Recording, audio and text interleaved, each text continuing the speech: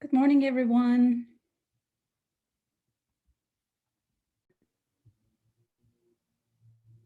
Fresno City College, Portland Community College, College of Marine. Perfect. ESL instructor for Portland Community College. Hey, I'm also an ESL instructor. Cabrillo College, Santa Cruz. Sinclair Community College in Dayton, Ohio. Excellent. Pima Community College.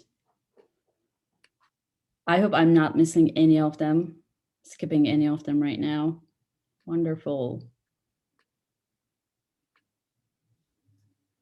Spokane in Washington. Community colleges, perfect. Sierra College, excellent. Welcome, everyone. So many different institutions. So exciting to see you all here.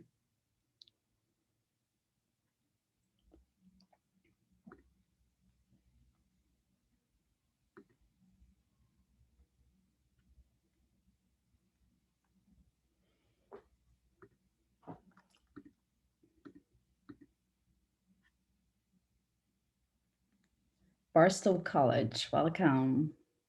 Excellent. So let's get started. Hello,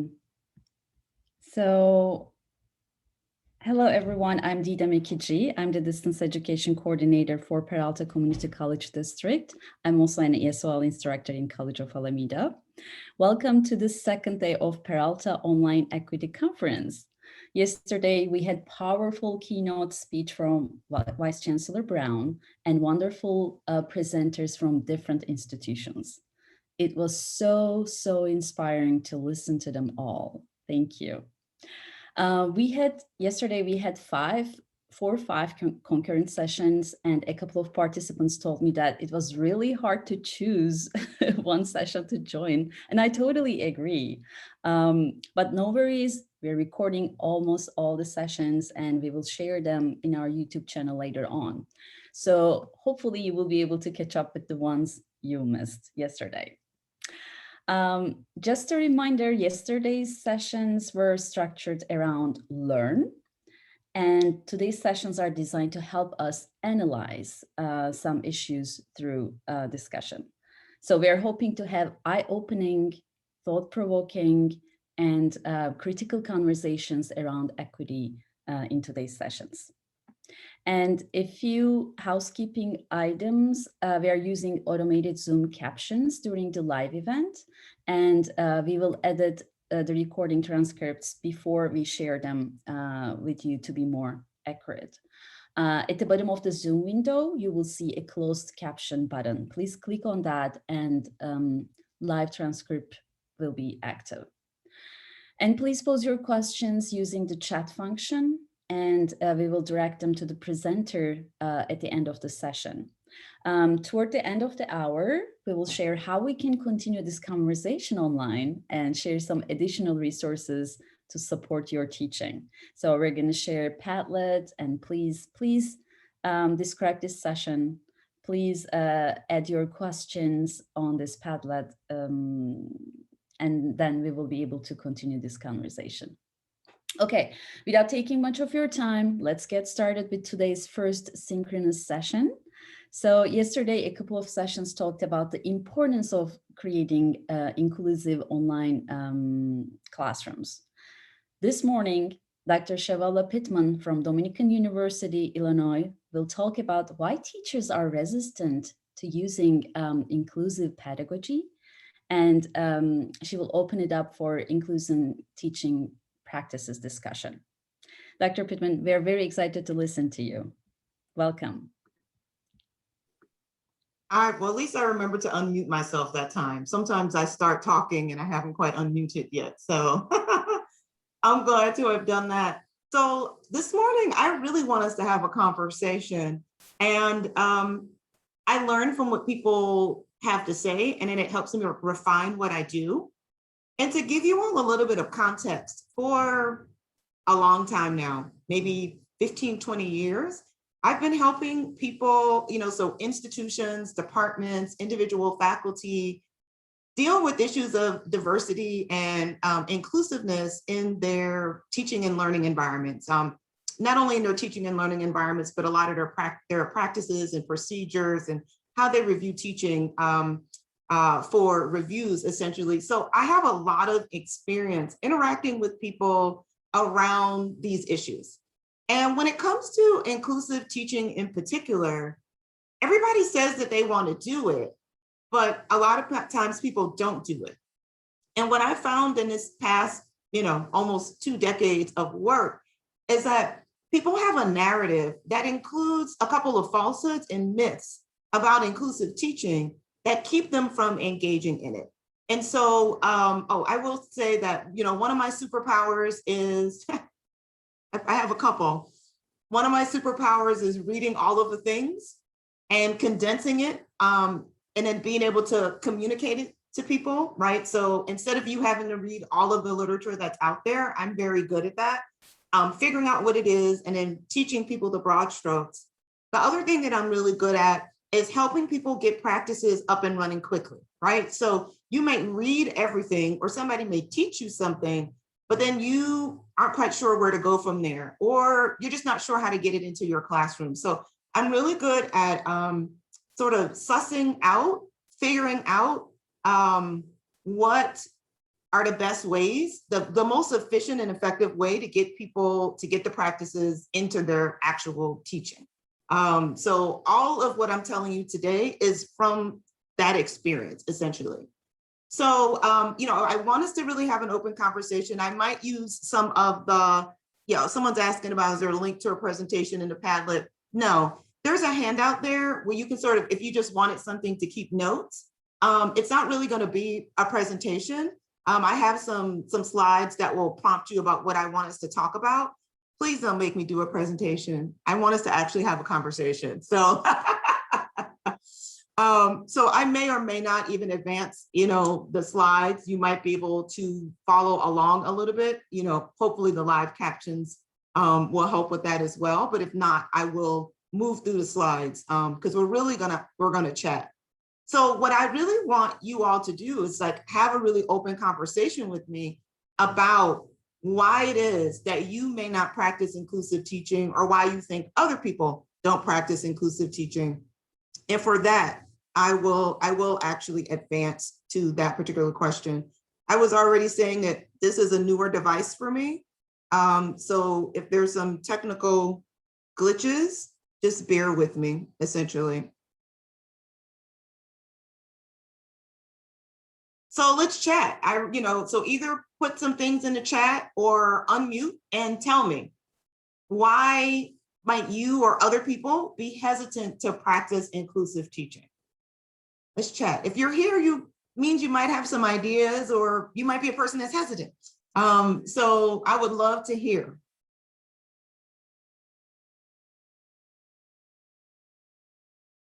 Ooh, that's a good one. We're going to cover it. Let's talk about it. Tell me more. That's one of my favorite prompts, is tell me more. So a lot of faculty say inclusive teaching will reduce rigor. That's absolutely one of the myths. We'll talk about it in a moment. What does that mean? What do you think people are saying or hinting at when they say that it's going to reduce rigor?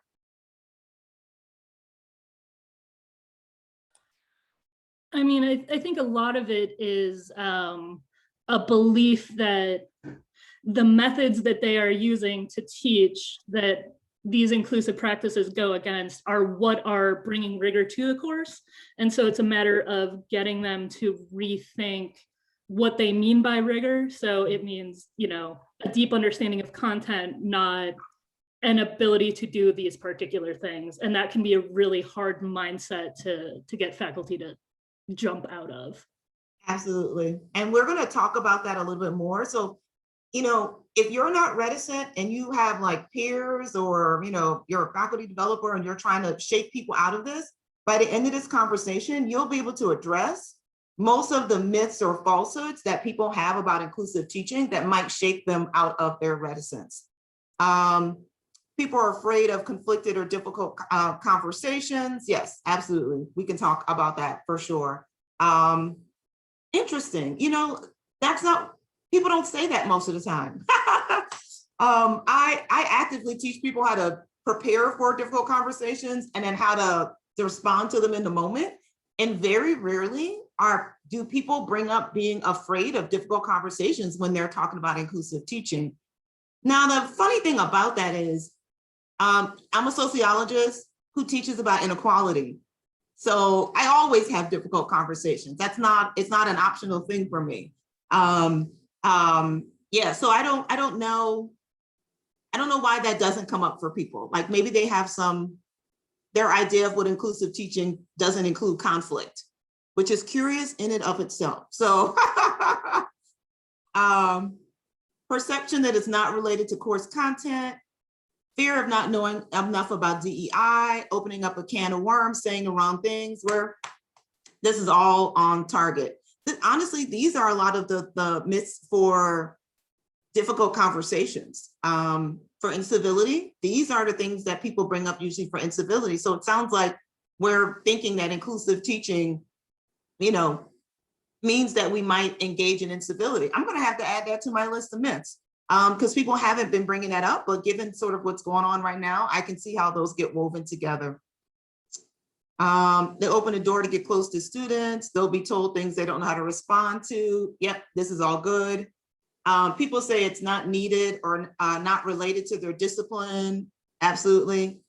People feeling unqualified to talk about practices or anti-racist pedagogy. Don't want to put that burden on POC colleagues. Thank you, because the burden is on us.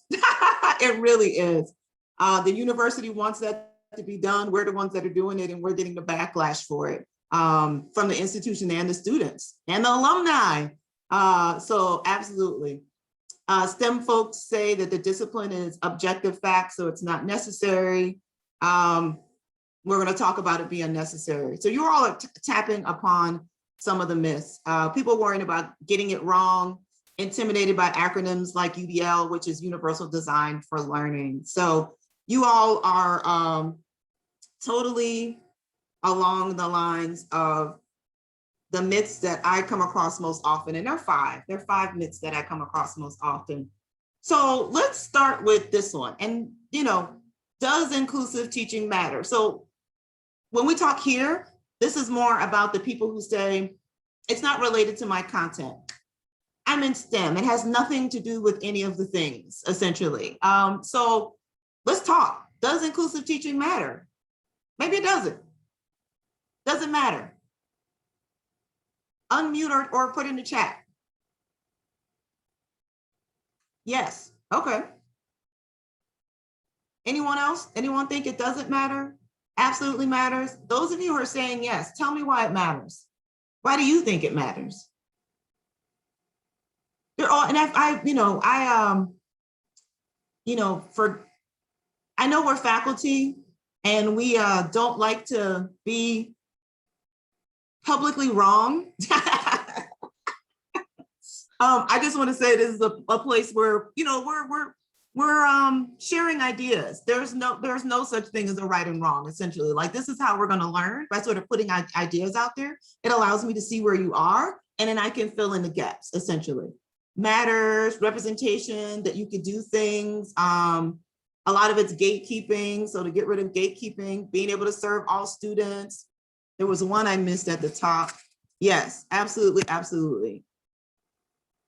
Oh yeah, to know that you can do this and be a part of the discipline. Race, SES, accessibility, first gen, intersection. Everybody should have access to information. Okay, absolutely. So here's the deal. Inclusive, this is the myth, the first myth. Inclusive teaching is optional. That is not true. It's required in all of our classes because it matters. People think inclusive teaching is for over there, right? Oh, humanities or social sciences, or, you know, maybe you say you teach, you know, British, colonial, whatever. And so it has no place for it and it's for over there, you know, the people who are doing the things on the marginalized statuses, but that is not true. Inclusive teaching is not optional. It is required because it matters. And you all, from what you've written in the chat, you know that already. Like you're like, oh yeah, but let me give you some of the research so that you can have conversations with people about how it matters. I'm gonna have to look at my notes. Some of these things I know by heart, some of the things I don't. It's scary that these are the things I know by heart. Oh, shoot, if I didn't print it out, then I'm gonna have to know them by heart. Oh yeah, no, here we go. So the first thing is inclusive teaching matters because status-based micro or macro aggressions have negative consequences for learning. So when you're not using inclusive teaching, the interesting thing is, again, people think that they can opt into inclusive teaching because they assume what they're doing is good enough. It's probably not good enough. Like all the research on higher ed on our students with marginalized statuses, like it's saying the things that you're doing in your classroom are not doing in your classroom, right? The things that you're not doing in your classroom, there are microaggressions for students and it interferes with their ability to learn. So when you aren't doing inclusive teaching, you're making it harder for the students that you value to learn. So the omission of inclusive teaching, it matters. Having a positive climate matters for student learning. So when you have a positive learning environment, it increases student learning. Again, think about this from the perspective of students who have actually literally been excluded from these learning environments and who perceive to be excluded. So that's cool. Like if you're nice and you're friendly and you're saying, oh, welcoming and all students belong, that does not override. Like if you're not being proactive about welcoming people who've been silenced and excluded from the space, it's not the same thing. So if you're not doing that, then your classroom is not a place that's welcoming. And so it's not a positive climate for those students, no matter how friendly and warm you think it is, like in general for students. So lots of negative consequences for learning, for identity-based microaggressions, and in a relationship for learning environment, climate, and student learning really, really matters.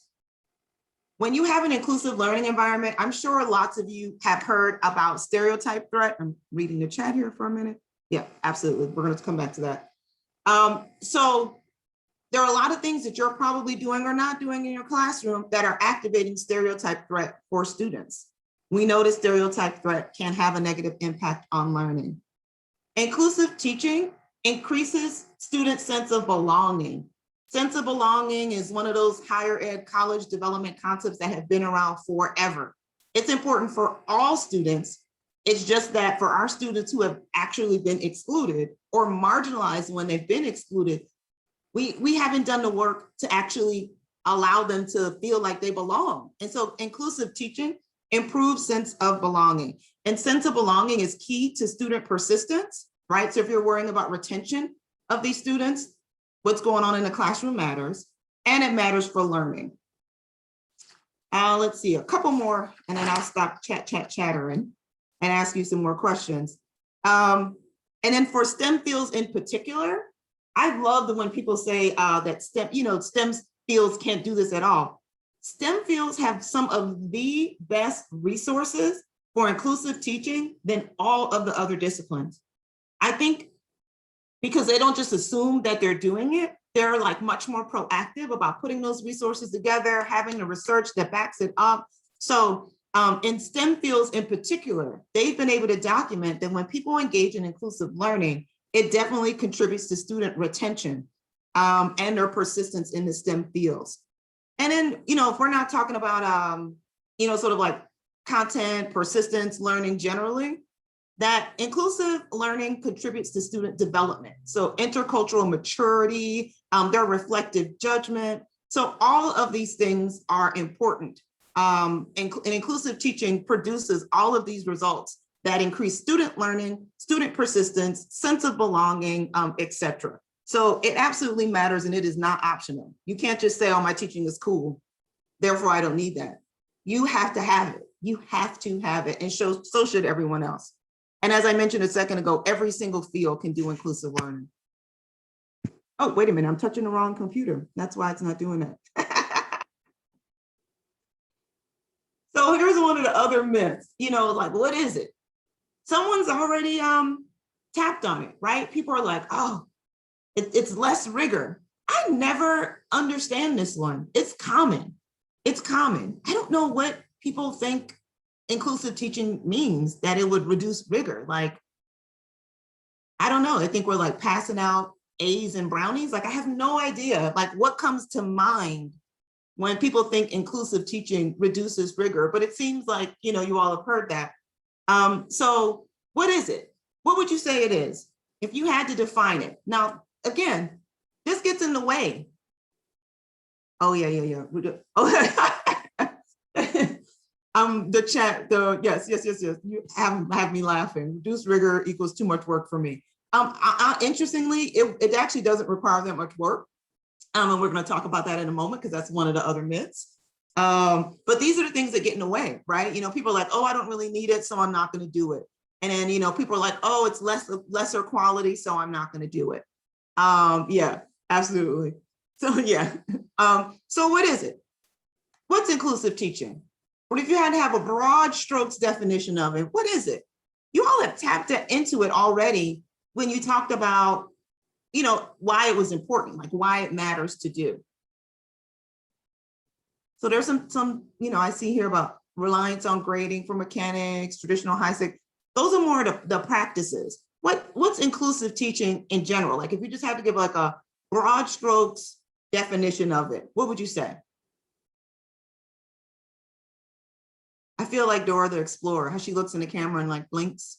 She's waiting for like the audience response. Oh.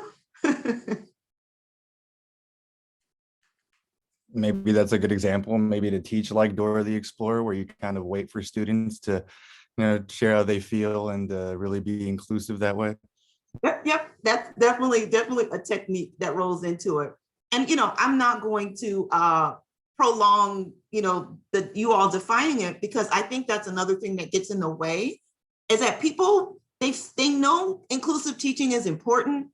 They know they're supposed to be doing it, but they don't actually know how to define it. If you can't communicate what it is to someone else, it makes you not as confident engaging in it, right? Because you might have to defend it, in some sort of way, but you can't even define it or describe it. And so it makes people not as willing to do it. So I'm reading some definitions now. Giving students tools for success, being flexible, bringing life experiences. These are definitely more techniques, right? So practices of it.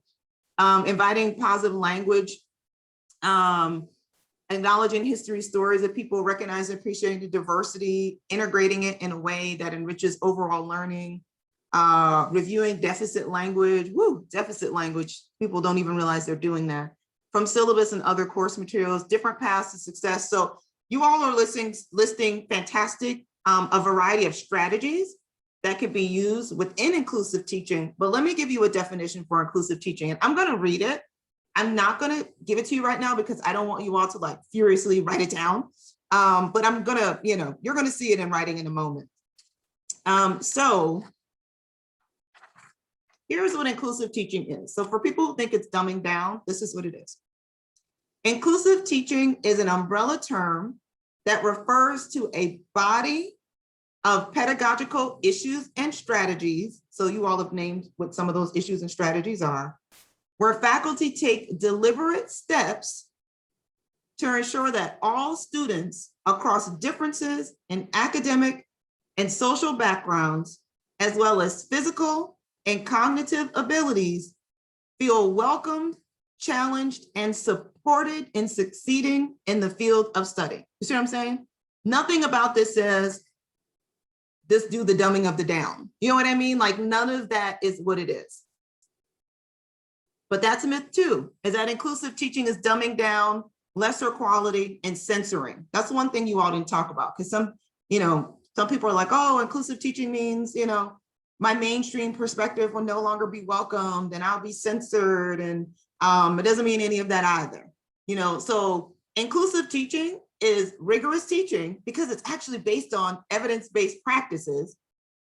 It's effective because actually all of the students in your classroom are learning instead of just the students that you're familiar with.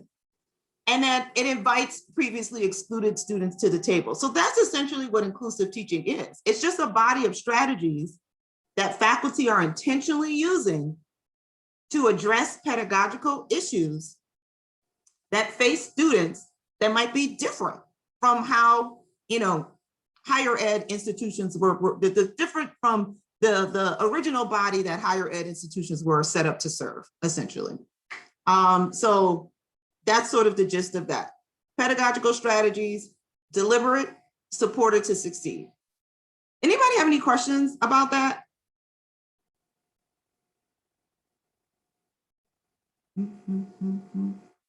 Nope, I don't see any chat. Okay. I guess I'm surprised that there's teachers that take issue with inclusive teaching. Well, you know what? I don't think they know what it is. All they hear is, it's something different I may not be doing. It has the word inclusive, bad, like bad. There's another definition I'm going to show you. It's a little bit longer, but yeah, but now now you all have a definition. Like pretty much you could tell people this: inclusive teaching is rigorous, effective teaching that invites previously excluded students. Anybody who's going to have a knee-jerk reaction to that, you can settle them down with that. And then again, you now have the research about why it's important to do it that way. Ooh, yeah, I made it go away. It's never good. Oh, sorry about that. Again, I'm messing with the new device unwisely. Nothing new on race day. For anyone who runs, you know what that means.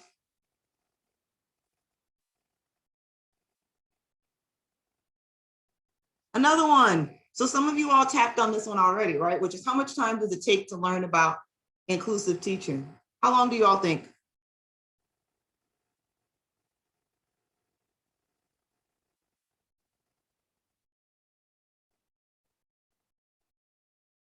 Lifelong. Blisters. It's definitely a runner. Okay. Habit of mind, lifelong. You're definitely tapping on the idea that you never arrive. I love how the GPS says, like, you have arrived. Like I always tell people, like, you're never going to hear that when it comes to inclusive teaching. GPS isn't going to say, like, you have arrived. Like, you never become a professional. You're always going to be learning. You're always going to grow. You should always be identifying gaps and weaknesses and improving those. So you never, to become an expert, lifelong learning, right? Like there's no such thing as like expert, but to learn some basics, to help students substantially, not long at all. That is the right answer. Learn short time, apply lifelong. You can learn how to apply quickly as well. Oh, how am I doing on time? How much time do I have left? Because I forget. We have approximately 15 minutes. No. Okay. But actually, we don't have any other sessions after this one. No, I want to respect people's time. So I have a question here about if the myths are from my experience or from the literature. They're, for the most part, my observations about why people are resistant to inclusive teaching, but they do reflect when people write about, in support of or against of inclusive teaching, it represents the patterns that are in there as well, for sure. So both me having the experiences, me reading all the literature, and then me interacting with people who may or may not be familiar with the literature, people's resistance to inclusive teaching falls along the line of people's resistance to it in the scholarship of teaching and learning literature. And then when I interact with people, even who are supportive of it, that's the narrative that they're familiar with. And so they're repeating that, and those are the people that I engage with. So part of what I want to say is that you can learn inclusive teaching effectively and efficiently. It really doesn't take that much time at all. And I think that it's one of the things that keep people from engaging in it, right? So someone wrote earlier that, reduces rigor means like more time from me. We're overwhelmed. We don't have that much, I'm a full professor, you know what I mean? So like I'm a professor, like I'm not doing other things. Like I'm juggling everything just like everybody else. And so I don't have a lot of time to learn how to get these things up and running. So you have to be able to get them rolling quickly. And so that is actually possible with inclusive teaching. And how much training before you actually implement? Some of you all addressed that a little bit. I'm going to go through these a little bit quicker just because I want to make you all do some stuff. So I wasn't sure if I was going to make you do stuff, but I think doing stuff will be fun. So you'll see what I mean in a minute. So the other myth is that, it requires a huge time. Oh, wait a minute. Did I say that one already? That it takes forever to implement, essentially. Yeah. Did I say that? Yeah, it doesn't take a huge time investment. It doesn't take a lot of training for you to be able to get it into practice. And then here's this one. I think this taps a little bit about what you all were saying earlier, is that people say, I'm afraid I'm going to get it wrong. I think that I'm going to mess up. They think it's like really, really hard and complicated, but it's not. And I'm going to tell you why it isn't in a minute. So what do you all think is the difficulty level of inclusive teaching practices? What do you all think? Obviously, you know what I think already. Conversation's been going the same way the whole time. But how difficult is it?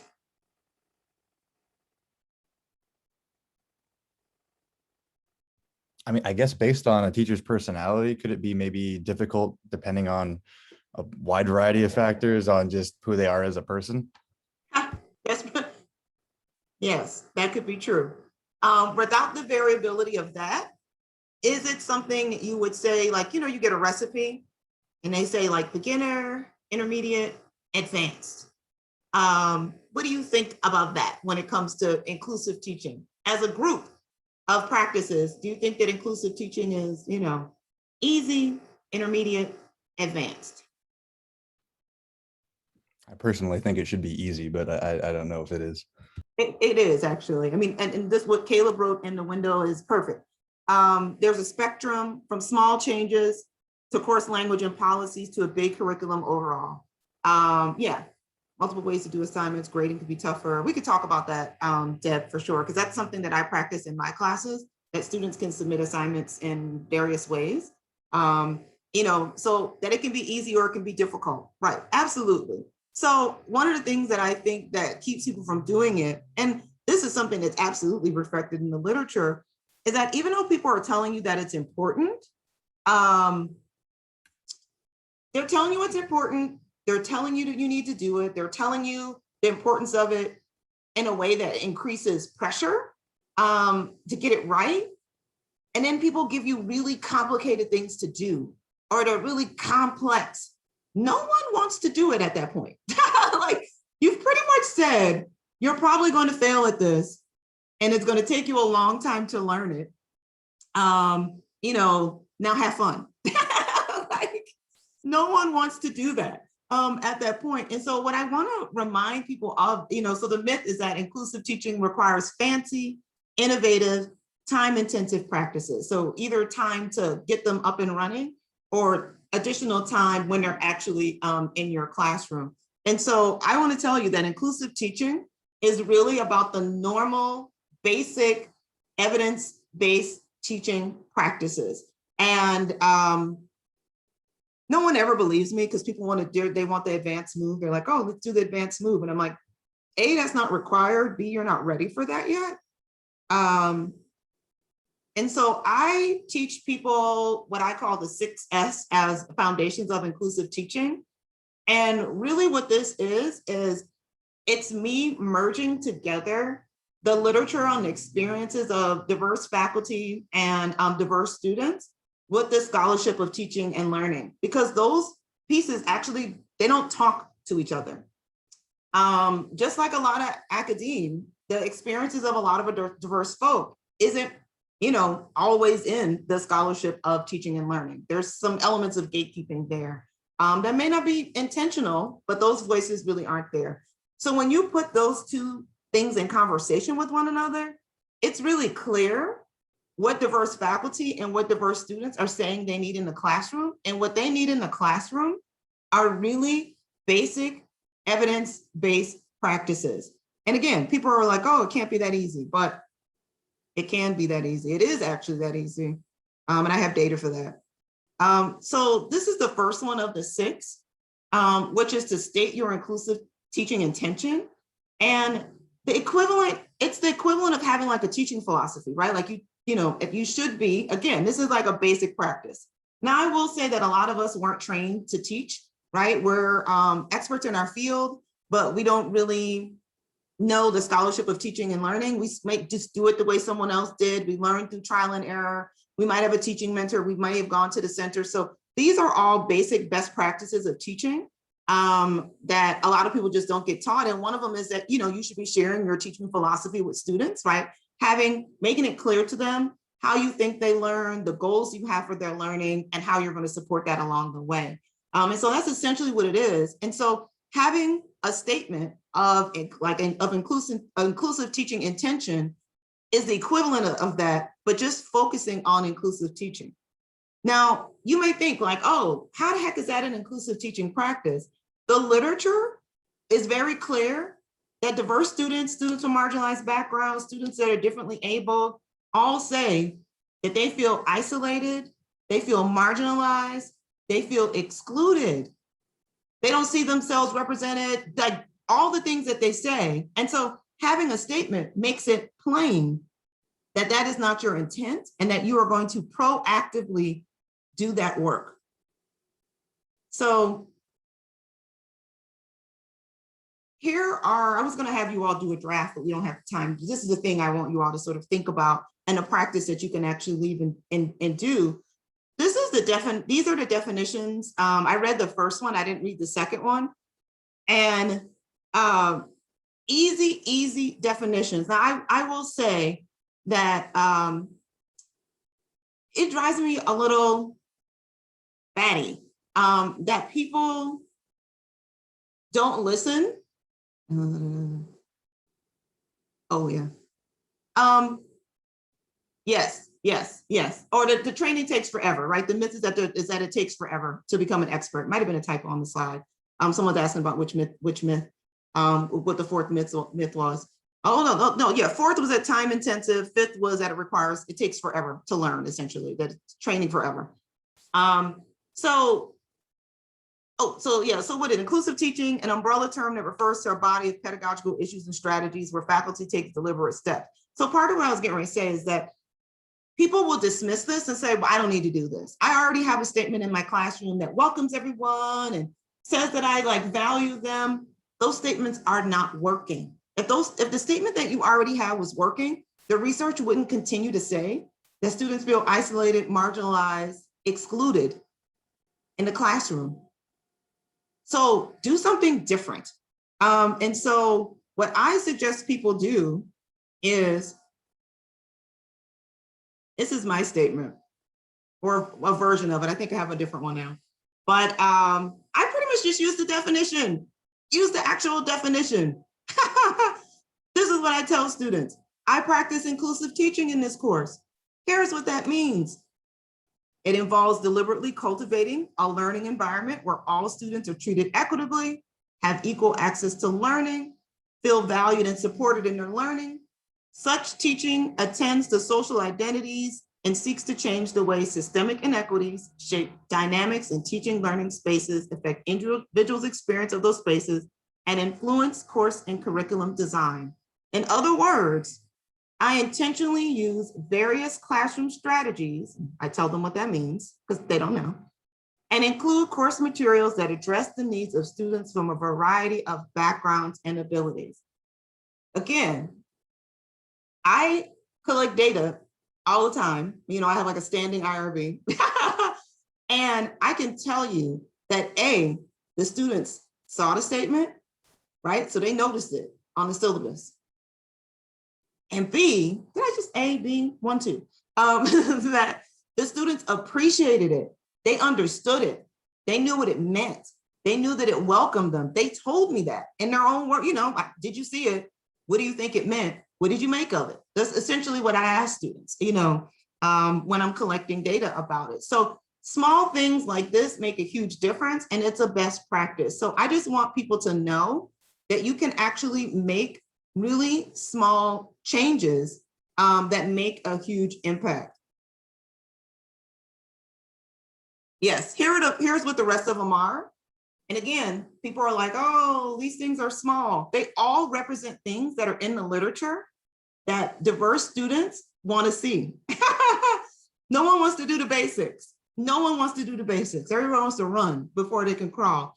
No one wants to actually listen to the people. They want to pick and choose what they want to do in the classroom, but they're not reading the literature about the experiences that people are actually having in the classroom, marginalized folk.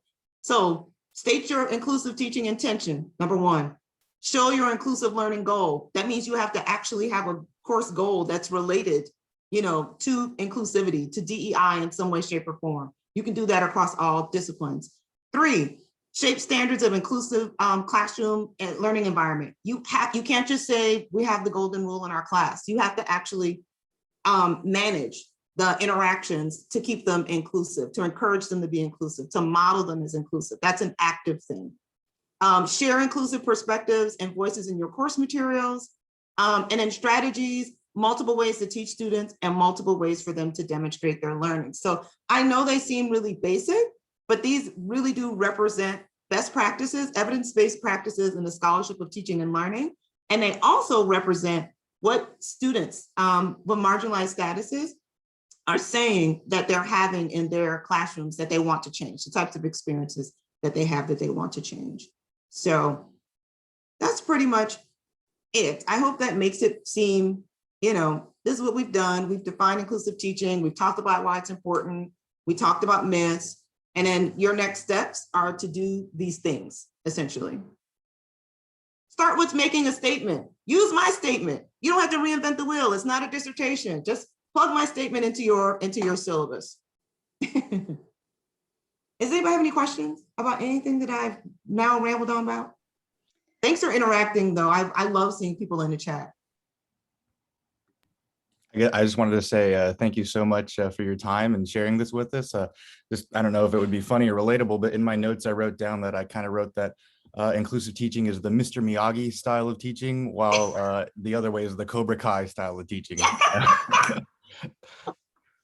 It's true. But, obviously these are the foundational pieces. And then after that, you can go do the backflips and those sorts of things. But I always explain it to people as it's a house and you have to have a foundation before you can build a structure on top of it. So there are more complicated things that you have to do, as it relates to like awareness and like learning about your students and developing skills for facilitating. But you have to start with the basics. Without the foundation, everything will come falling down, essentially, right? So if you don't have these things in place, anything you do that you think is advanced you can undo every intention that you've had in the classroom. If something happens, blows up, etc. If you don't have these foundations, it won't work, essentially. But yes, wax on, wax off. I use that with my students, but I realize they're aged out of that. I use Bueller as well, but Dr. Pittman, thank you so much. Thank you very much again for this great presentation and the reminder of inclusive teaching matters, right? Thank you so much. And 6S Foundation of Inclusive Teaching, they are awesome, and I would like to share it in our Padlet. I just took a screenshot with your permission, hopefully, and I'm just gonna post it in Padlet.